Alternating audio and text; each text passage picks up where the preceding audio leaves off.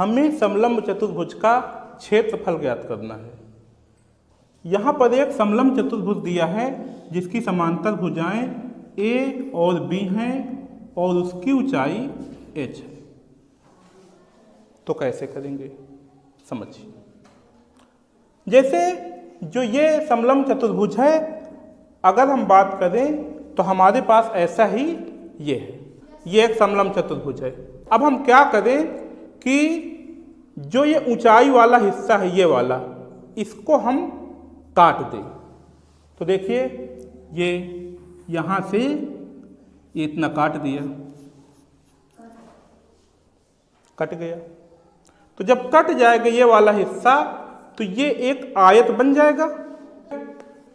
तो आयत में जो लंबाई है वो तो b है, देखिए b है, ये भी b हो जाएगी और चौड़ाई h हो जाएगी ये।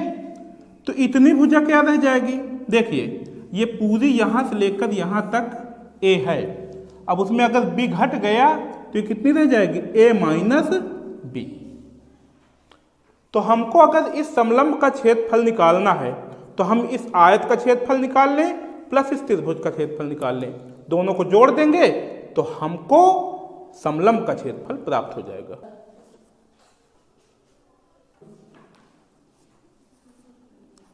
समलंब का क्षेत्रफल बराबर आयत का क्षेत्रफल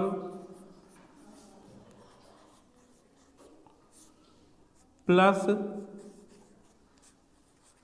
त्रिभुज का क्षेत्रफल। ठीक है।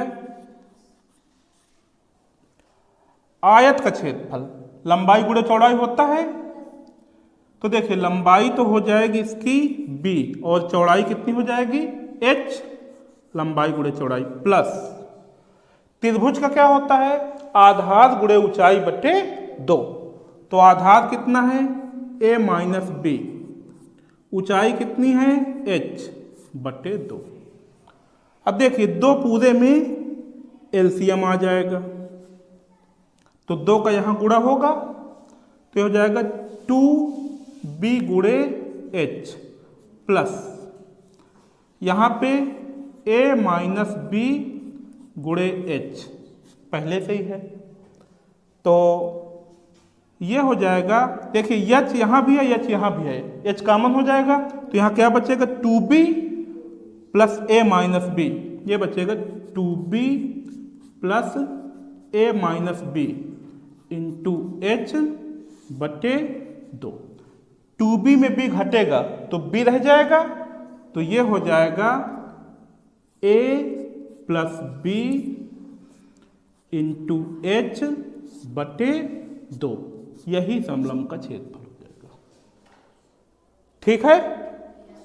क्या किया है कि हमने यहां से काटकर त्रिभुज को अलग कर दिया है। तो जब त्रिभुज अलग है तो ये एक समकोणीय समलंब चतुर्भुज है जिसके ये दोनों कोण 90 के हैं।